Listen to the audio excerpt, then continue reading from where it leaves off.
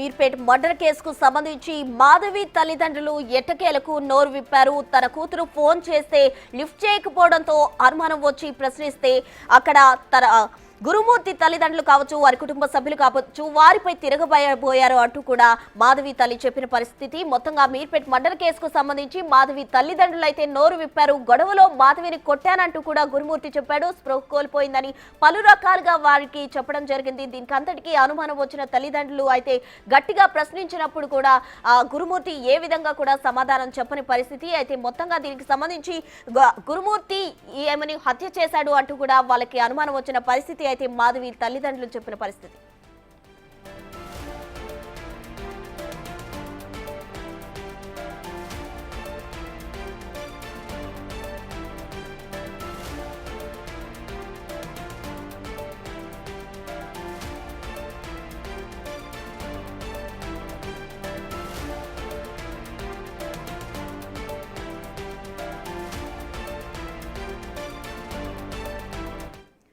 ఎట్టకేలకు మాధవి తల్లిదండ్రులు గురుమూర్తికి సంబంధించి నోరు విప్పిన పరిస్థితి. పూర్తి వివరాలు మా ఇన్పుట్ ఎడిటర్ పవన్ అందిస్తారు. Pavan, over to you. Prasanna, అటు జిల్లెలగూడలో జరిగిన దారుణ ఘటన అటు దేశవ్యాప్తంగా సంచలనం సృష్టిస్తుంది. గతంలో ప్రియురాల్ని 50కి పైగా ముక్కలు నరికిన ఘటనను మనం ఢిల్లీలో చూసాం. కానీ ఇక్కడ హైదరాబాద్లో అటువంటిదే భయానక ఘటన చోటు చేసుకుంది. గురుమూర్తి తన భార్య మాధవీలతను అత్యంత క్రూరంగా హత్య చేశారు. కనీసం మృతదేహం ఆనవాళ్ళు కూడా లభించిన పరిస్థితి.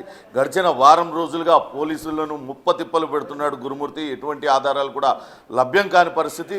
అయితే మాధవీలతను క్షణికావేశంలో తానే హత్య చేశానంటూ గురుమూర్తి పోలీసుల ఎదుట ఒప్పుకున్నాడు. అయితే మాధవీలత తల్లిదండ్రులతో మాట్లాడేందుకు అప్పటి నుంచి కూడా ప్రయత్నిస్తే కొద్దిసేపటి క్రితమే వాళ్ళు స్పందించారు. మాధవీలత పండగ రోజు తమతో మాట్లాడింది. ఆ తర్వాత నుంచే ఆమె ఫోన్ కాల్లోకి అందుబాటులోకి రాలేదు. అనుమానంతో గురుమూర్తిని ప్రశ్నించిన సమయంలో ఎక్కడికో ఇంట్లో నుంచి వెళ్ళిపోయిందంటూ సమాధానం చెప్పాడు. ఆ తర్వాత పోలీసుల ఫిర్యాదు చేయడం, ఆ తర్వాత పోలీసుల విచారణలో గురుమూర్తి తాను చేసిన హత్యాకాండను ఒప్పుకోవడం, ఇవన్నీ కూడా జరుగుతున్నాయి. ప్రస్తుతం పోలీసులు ఈ కేసులో కొంత పురోగతి కూడా సాధించారు. మాధవీలతకు సంబంధించి రక్తం ఆనవాళ్లను గురుమూర్తి ఇంట్లో దొరికినట్టుగా తెలుస్తుంది. వాటి ఆధారంగా DNA టెస్టులు కూడా నిర్వహించడానికి సిద్ధం అవుతున్నారు. మరోపక్క ఇంతటి భయానక ఘటనకు సంబంధించి మాధవీలత కుటుంబ సభ్యులు ఏ రకంగా ఫీల్ అవుతున్నారు, వాళ్ళందరూ కూడా ఒక రకమైన షాక్లో ఉన్నారు. గురుమూర్తి ఇంతటి దారుణాన్ని కొడిగడతాడని వాళ్ళు ఎవరు కూడా ఊహించని పరిస్థితి ఉంది. ప్రస్తుతం మనతో అటు మాధవీలత గురుమూర్తిల స్వస్థలం ప్రకాశం జిల్లా నుంచి స్పందించడానికి మాధవీలత బాబాయ్ నరసింహులు మనతో ఉన్నారు. నమస్తే నరసింహులు గారు. నమస్తే సార్. మీకు ఈ దారుణ ఘటన గురించి మీకు ఎప్పుడు తెలిసిందండి? ఎలా తెలిసింది మీకు? సార్ మా అన్న మా వదిన వెంకటరమణ సుబ్బమ్మ అనే వారు పండగకు ఇక్కడికి వచ్చారు సార్. జేపీ చెరువు రాచర్ల మండలం మాది. ఇక్కడికి వచ్చిన తర్వాత భోగి పండగ రోజు కూడా మా కూతురు అవుతుంది మాధవి, కూతురుతోటి వీడియో కాల్ కూడా మాట్లాడింది మా వదిన. బాగున్నారమ్మా అంటే బాగున్నాము అని చెప్పింది. అయిన తర్వాత నుంచి ఇంకా రోజు మా వదిన ప్రతిరోజు కూడా ఫోన్ చేసి మాట్లాడేది సార్. చెప్పండి, వింటున్నా. మాట్లాడుతుంది. మరుసటి రోజు నుంచి ఫోన్ లేపలేదు, ఫోన్ లిఫ్ట్ చేయలేదు సార్. ఫోన్ లిఫ్ట్ చేయకపోతే సరే ఆ రోజు మళ్ళీ మరుసటి రోజు మళ్ళీ ఫోన్ చేసింది మా వదిన సుబ్బమ్మ. ఫోన్ చేస్తే అప్పుడు గురుమూర్తి ఫోన్ లేపిండు. గురుమూర్తి మా కూతురు మరి ఫోన్ తీయట్లేదు ఏంది అని అంటే, మీ కూతురు పడుకొని ఉన్నది అని చెప్పింది సార్. మళ్ళా సరే పడుకున్నది కదా అని చెప్పి మళ్ళా కొద్దిసేపు ఒక హాఫ్ అన్ అవర్ ఆగిన తర్వాత మళ్ళా చేసింది. మళ్ళా చేస్తే కూడా మళ్ళా పడుకోనుంది, ఆ బట్టలు తోముతుంది, బట్టలు దురుస్తుంది, అది ఏదేదో కథలు చెప్పింది సార్. తల్లితో మాట్లాడనీయకుండా కారణాలు చెప్పాడు. అనుమానం వచ్చింది. ఓకే, కారణాలు చెప్తున్నాడు. కారణాలు చెప్తే మా వదినకు ఆల్రెడీ ఇంత ముందు కొంచెం చిన్న చిన్న గొడవలు చేసేవాడు సార్. అతను ఇక్కడ ఉన్నప్పుడు కూడా మా ఊరికి రాక ఇప్పుడు 5 సంవత్సరాలు అయింది సార్ అతను రాక. తీసుకురా మా ఊరికంటే తీసుకురాడు. ఆల్రెడీ గతంలో మేము మా ఊర్లో పంచాయతీ కూడా చేసి అమ్మ సర్దుకోండి అంటే, సరే బాబాయ్ పిల్లలు ఉంటారు కదా, పిల్లల కోసం మనం బతకాలా, అతన్ని పెట్టే ఛార్జీలకు తట్టుకోలేకుండా బాబాయ్ అని చెప్పి కూడా మాకు చెప్పింది సార్. చెప్తే మేము కూడా మొదటి నుంచే వాళ్ళిద్దరి మధ్య గొడవలు ఉండేయా? ఇబ్బంది పెడతారండి సార్. ఖచ్చితంగా ఉన్నాయి సార్, గొడవలు ఉన్నాయి.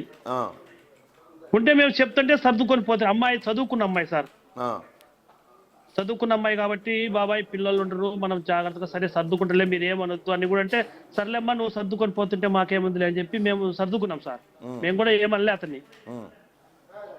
వాడు ఒకేసారి షాక్ అయ్యి నిన్న పండగ రోజు మా అన్న మా వదిన ఊరికి వచ్చిర్రు, అమ్మాయిని రమ్మంటే నేను పంపాను మీ ఊరికి. అతన్ని కూడా ఈ ఊరే కానీ అతన్ని పంపిలే. సరే పంపించకపోతే ఇక్కడికి వచ్చిన తర్వాత అతని అక్కడ చేయాల్సిన పని అంతా చేసేసి మాకు చాలా బాధాకరమైన విషయం సార్ ఇది. అంటే గురుమూర్తి తల్లిదండ్రులు ఏం చేస్తారండి? వాళ్ళు అక్కడ ఊర్లోనే ఉంటారా సార్? గురుమూర్తి తల్లిదండ్రులు మీ ఊర్లోనే ఉంటారా? అక్కడే ఊర్లోనే ఉంటారు సార్. గురుమూర్తి మా ఊరే సార్. వాళ్ళ తండ్రి లేడు సార్, చనిపోయిండు. వాళ్ళ తల్లి వాళ్ళ తమ్ముడు ఇద్దరికి గురుమూర్తి పారువేట పండగ రోజు అంటే 15వ తారీఖు సాయంకాలం గురుమూర్తి వాళ్ళ తల్లిదండ్రులకు తల్లికి ఫోన్ చేసి ఇమ్మీడియట్ గా మీరు రండి అని చెప్పి వాళ్ళని పిలిపించుకున్నారు సార్.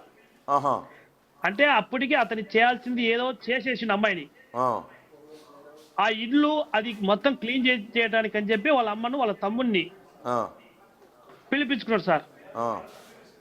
పిలిపించుకొని ఇంకా వాళ్ళ వెళ్ళిపోయారు. మాకు తెలియదు కదా వాళ్ళు ఎందుకు పిలిపించుకున్నారు అనే విషయం మనకు తెలియదు కదా సార్. అంటే అంత ముందు గొడవలు ఉన్నాయని చెప్పారు కదా. వదిన ఏం చేసిందంటే, అవును సార్ చిన్న చిన్న గొడవలు ఉంటాయి కదా మామూలుగా అనుకున్నాను, కానీ వాడు ఈ విధంగా చేస్తాడని చెప్పి మనం అనుకోం కదా సార్. అట్లా అనుకుంటే మేము కాకపోతే మా అమ్మాయిని మేము తీసుకొచ్చే వాళ్ళం కదా ఇంటికైనా. సరే చెప్పండి. వాళ్ళు వెళ్ళి హైదరాబాద్ వచ్చిన తర్వాత ఏం జరిగింది? మా వదిన మా అన్న పోయి అక్కడికి పోయి ఏంటి గురుమూర్తి మరి అమ్మాయి అవపరాలేదంటివి, మరి ఏది అమ్మాయి అంటే పోయింది, తాలిబొట్టు నా చేతికి ఇచ్చింది వెళ్ళిపోయింది. ఎక్కడికి పోయిందో నాకు తెలియదు, వస్తుంది. అదేంటి గురుమూర్తి మరి సమాధానం అది కరెక్ట్ కాదు కదా అని చెప్పి అడిగిండు సార్. అడిగితే దానికి ఏం చెప్తాడు, నా మీద కొట్లాడింది, నా తాలిబొట్టు నాకు ఇచ్చేసింది వెళ్ళిపోయింది, 4 రోజులు కొచ్చాడినది రాలేదు, ఆగండి ఇంకా 4 రోజులు ఆగండి అన్నాడు. అనే వరకు మా వదిన మా అన్న ఇద్దరు సరే లోపలికి పోయి చూద్దాము, సరే పిల్లలు తీసుకుపోయింది సార్ ఇల్లు, పాప బాబును వాళ్ళకి పాలన దాపుదామని చెప్పి లోపలికి పోతుంటే వద్దొద్దు లోపలికి వద్దు అన్నాడు. అప్పటికి స్మెల్ లైట్ గా స్మెల్ కూడా వస్తున్నది సార్. ఇంకా అనుమానం వచ్చింది వీళ్ళకి. సరే అనుమానం వచ్చి ఏంటంటే పూర్తి కూడా రాలేదు. సరే ఏం చేసుకున్నాడో ఏదైనా వంట ఏదైనా చేసుకున్నాలే అనుకున్నాడు. సరే కంప్లైంట్ ఇద్దామని చెప్పి అతనే తీసుకొని పోయి మా వదిన తోటి కంప్లైంట్ ఇప్పించిండు మిస్సింగ్ కేసు అని. అక్కడికి పోయిన తర్వాత పోలీసులకు మిస్సింగ్ కేసు అని చెప్పిండు. మళ్ళా సీసీ కెమెరాలో మాకు పోలీసు వాళ్ళు చెప్పింది ఏంటంటే, సీసీ కెమెరాలో అమ్మాయిని పైకి తీసుకొని పోయిండే గానీ సార్ ఇంకొకటి చిన్న విషయము, చిన్న పిల్లలను వాళ్ళ అక్క దగ్గర వదిలిపెట్టి చిన్న పిల్లలను వదిలిపెట్టి వీళ్ళిద్దరే పైకి వచ్చిండ్రు. అమ్మాయిని తీసుకొచ్చిండే గానీ ఇంకా అమ్మాయిని కిందికి అవపరాలేదని చెప్పి మాకు పోలీసు వాళ్ళు చెప్పడం సార్. వాడంతలా కిరాతకంగా నరికినాడని చెప్పి ఇప్పుడు చెప్తున్నాడు. నరికినాడు నేనే చంపినాను అన్నాడు. ఫస్ట్ ఎటు వెళ్ళిపోయింది అని చెప్పిండు, మళ్ళీ ఇప్పుడు నరికినాను అంటున్నాడు. ఇంకా రేపు ఇంకోటి ఏం చెప్తాడో. అంటే మాధవీలత తల్లిదండ్రులు ఇక్కడే ఉండేవాళ్ళ? హైదరాబాద్ లో ఉండేవాళ్ళే సార్. పండగ కదా మాకు పల్లెటూర్లలో పండుగ బాగా చేస్తారని చెప్పి వచ్చిండు సార్. మాకు న్యాయం చేయండి సార్, అతనికి శిక్ష పడేలా మాకు న్యాయం చేస్తారని తెలంగాణ ప్రభుత్వానికి, మీకు, పోలీసు వారికి అందరికీ మా చేతులెత్తి నమస్కరిస్తున్నాం సార్. నరసింహులు గారు ఇప్పుడు మరొక వాదన కూడా వస్తుంది. అటు గురుమూర్తికి వేరే ఎవరో మహిళతో సంబంధం ఉంది, దగ్గర బంధువులే, అందుకే ఈమెని అడ్డు తొలగించుకోవడం చంపేశాడు అనే మాట కూడా వస్తుంది. నిజమేనా? అట్లా ఉండే అవకాశం ఉందా? అది ఉందాదని మనకు ఇప్పుడు తెలుస్తుంది సార్. మా ఊర్లో కూడా పల్లెటూరు కదా సార్, ఇది పల్లెటూర్లలో అమ్మాయి వానికి ఉండాది, ఇక్కడ అదే కంబమో ఎక్కడ చెప్పి సార్ మనకు పూర్తి విషయం తెలుదులే. వానికి ఉండాది, అందుకని ఈ అమ్మాయిని చంపడానికి కూడా కారణం అని కూడా ఇప్పుడు వార్తలు వస్తున్నాయి సార్. అంటే గురుమూర్తి ఆర్మీలో చేశాడు అంటున్నారు కదా, ఆర్మీలో ఏం చేసేవాడండి?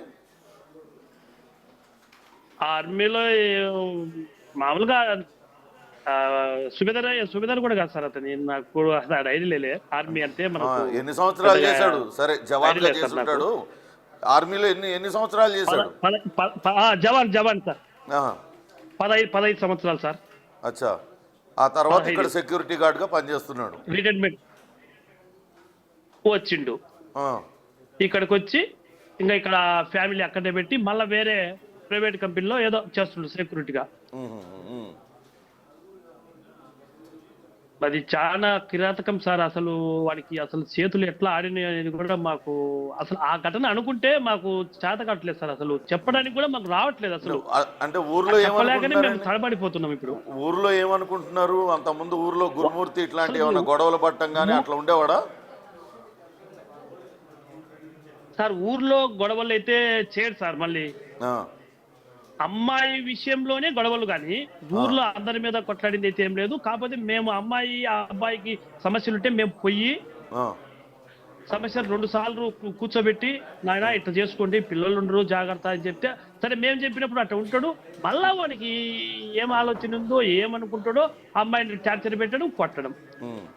కాకపోతే అమ్మాయి ఏం చెప్పింది, బాబాయ్ మీరు రావద్దు, సరే మేము ఏదో సర్దుకొని పోతాం, పిల్లలు ఉండరు అనే ఉద్దేశంగానే మాట్లాడుతుంది సార్.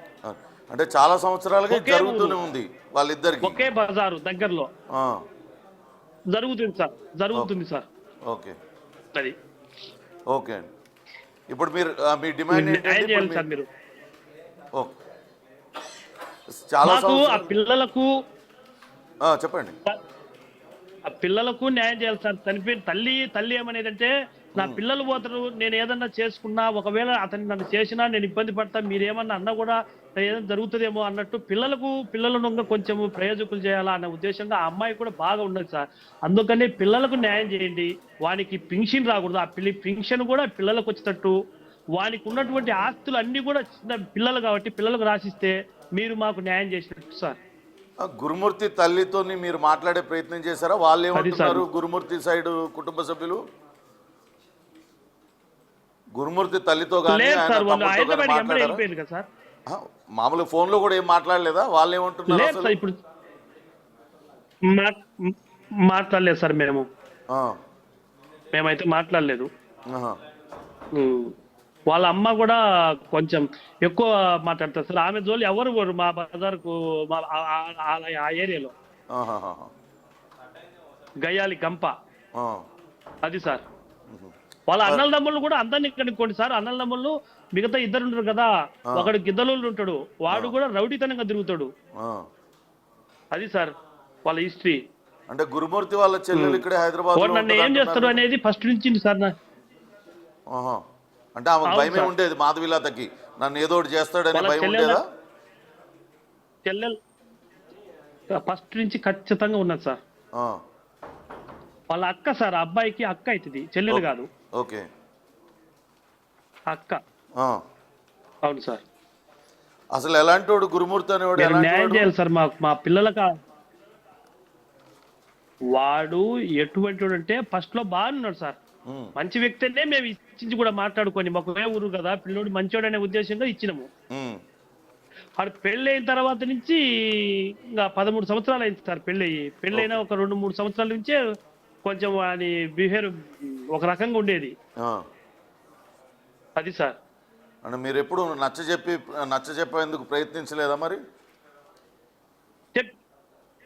చెప్పినాం సార్. అదే మేము 2 సార్లు పోయి వాళ్ళ ఇంటి దగ్గరకి పోయి కూర్చోబెట్టుకొని పెద్ద మనుషులు, ఆయన ఇట్టుంటది, మీరు బాగా బతకండి అదే ఉద్దేశంగా చెప్తాం సార్. మనం అంతకంటే ఏం చెప్తాం సార్? చదువుకున్నోళ్ళే కదా. ఇప్పుడు అమ్మాయి మంచి చదువుకున్నది, అమ్మాయి ప్రవర్తన బాగుంటది.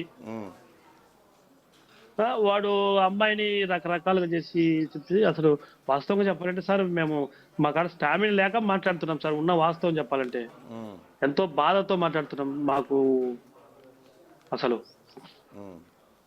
కానీ ఇంత ఘాతకానికి పాల్పడతాడని మీకు అసలు ఎప్పుడు అనుమానం కూడా రాలేదు? అసలు ఇంత కిరాతకం చేస్తాడని మేము ఊహించుకుంటే మేము తీసుకొచ్చుకుంటాం సార్ మా పాపని. మేము ఇప్పుడు పిల్లలు ఎక్కడున్నారండి? లక్షణంగా తీసుకొచ్చుకొని మేమే గురుమూర్తి, సాకునే వాళ్ళం. మాధవిలత పిల్లలు ఎక్కడున్నారు? ఇప్పుడు ఆ వాడు చంపే ముందు వాళ్ళ అక్క దగ్గర వదిలిపెట్టిండు సార్.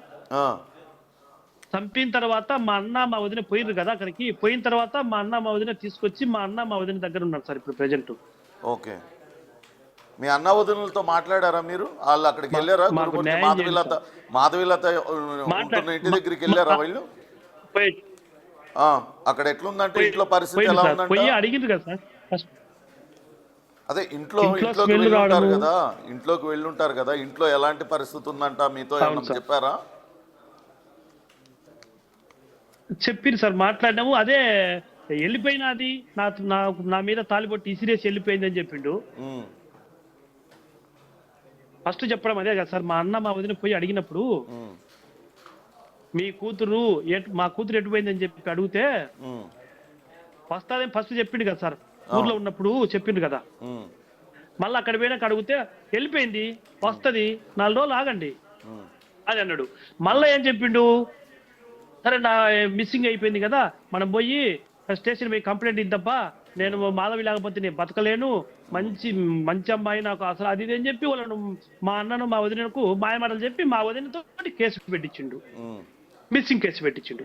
ఉమ్, మిస్సింగ్ కేసు పెట్టించిన తర్వాత పోలీసు వాళ్ళు వాళ్ళ రూట్ లో వాళ్ళు ఎంక్వైరీ చేసిండు. ఎంక్వైరీ చేస్తే అమ్మాయి పైకి పోయింది కానీ కిందికి దిగి రాలే. ఉమ్. అప్పుడు అతన్ని ఓహో ఇతని ద్వారా జరిగినదనేది పోలీసు వారు చెప్పడం సార్ మనకు. అంటే మీ అన్నకి మీ వదినకి వాళ్ళ ఇంటికి వెళ్ళినప్పుడు ఏం అనుమానం రాలేదా? అక్కడ కొంచెం ఆయన చంపేశాడు, నరికేశాడు అంటున్నారు, అక్కడ అంతా రక్తపు మార్కలు ఉంటుంటాయి, వాసన వస్తూ ఉంటుంది.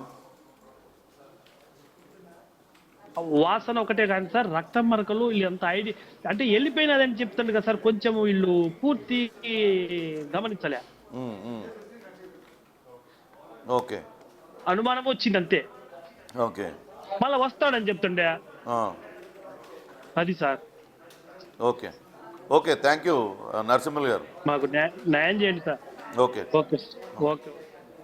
పూర్తిగా మొదటి నుంచి కూడా అతని వ్యవహార శైలి దుందుడుకుగానే ఉండేది. వివాహం జరిగిన 2 సంవత్సరాల నుంచే మాధవిలతను చిత్రహింసలకు గురి చేసేవాడు. ఇదే విషయమై 2 సార్లు ఊర్లో పెద్ద మనుషులు నచ్చచెప్పే ప్రయత్నం చేశారు. కానీ మాధవిలత చదువుకున్న ఆ అమ్మాయి కావడంతో సర్దుకుపోదాం, ఇప్పటికే తనకు 2 పిల్లలు ఉన్నారు, ఆ భర్తతో గొడవ అవసరం లేదంటూ ఆమె సర్దుకుపోవడానికి ప్రయత్నించింది. కానీ ఇంతటి ఘాతకానికి గురుమూర్తి పాల్పడతాడని తామెవరం కూడా ఊహించలేదు. జరిగిన దానికి తామందరం కూడా తీవ్రమైన షాక్లో ఉన్నామంటూ ఆ మాధవిలత బాబాయ్ చెప్తున్నారు. 2 గురుమూర్తి పిల్లలకు న్యాయం చేయాలి, గురుమూర్తి సంబంధించిన ఆయన ఆస్తులను ఆ పిల్లల పేరు మీద రాయాలి, అలానే మాధవిలత హత్యకు కారణమైన గురుమూర్తిని కఠినంగా శిక్షించాలంటూ అటు మాధవిలత బాబాయ్ నరసింహులు చెప్తున్నారు. ఆ మాధవిలత స్వగ్రామం, అది మాధవిలతతో పాటు గురుమూర్తి ఇద్దరు కూడా ఒకే గ్రామానికి చెందిన వాళ్ళు, ఒకే వీధిలో నివాసం ఉండేవాళ్ళు. వాళ్ళు ఇప్పుడు ఆ గ్రామం మొత్తం కూడా ఒక షాకుకు గురైంది. ఇంతటి దారుణానికి తమ గ్రామస్తుడు హైదరాబాద్ నగరంలో పాల్పడ్డాడు, అది దేశవ్యాప్తంగా సంచలనం సృష్టిస్తుంది. ఇంతటి ఘాతకానికి అతను పాల్పడతాడంటూ ఎవరు ఊహించలేదంటూ చెప్తున్న పరిస్థితి అయితే ఉంది. చూడాలి. ఇప్పటికే పోలీసులు అయితే ఈ కేసులో కొంత పురోగతి సాధించారు. అటు మృతదేహం ఆనవాళ్ళ కోసం అటు జిల్లాలు కూడా చెరువులో జల్లెడ పట్టారు, కానీ ఎక్కడా కూడా ఆమెకు సంబంధించిన మృతదేహం ఆనవాళ్ళు లభించలేదు. కానీ ఇంట్లోనే హత్యకు పాల్పడి ఉన్నాడు కాబట్టి ఇంట్లో బాత్రూంలో కొంతవరకు రక్తపు మరకల్ని అటు ఫోరెన్సిక్ టీం సేకరించగలిగింది. దాని ఆధారంగా దర్యాప్తు అయితే ముందుకు కొనసాగుతుంది. ప్రస్తుతం గురుమూర్తి ఇంకా పోలీసుల అదుపులోనే ఉన్నాడు. అతన్ని అటు మీర్పేట్ పోలీసులతో పాటు ఎస్ఓటి పోలీసులు కూడా విచారిస్తున్నారు. నిజంగానే గురుమూర్తి హత్య చేసి ఆ పోలీసులకు పొంతనలేని సమాధానాలు చెప్తూ ఉన్నాడు. ఆయన చెప్తున్నట్లుగానే హత్య చేసి ముక్కలుగా చేసి చెరువులో విసిరినట్లయితే ఆ అవయవాల అవశేషాలు ఎక్కడ పోయినాయి ఇవన్నీ కూడా పోలీసులు అయితే తీవ్రంగా గాలిస్తూ ఉన్నారు. అంతేకాకుండా గురుమూర్తి ఒకసారి ఒకటి చెప్పి మరొకసారి ఒకటి చెప్పి పొంతనలేని సమాధానాలు చెప్తూ పోలీసులకు ముప్పతిప్పలు పెడుతున్నాడంటూ పోలీసు ఉన్నతాధికారులు కూడా చెప్తున్న పరిస్థితి అయితే ఉంది. ఇది ఒక నిజంగానే సెన్సేషనల్ కేసు. హైదరాబాద్లో జరిగిన ఈ ఘోరమైన అకృత్యం అటు దేశవ్యాప్తంగా కూడా సంచలనం రేపుతుంది. Prasuna. Right Pawan, thank you.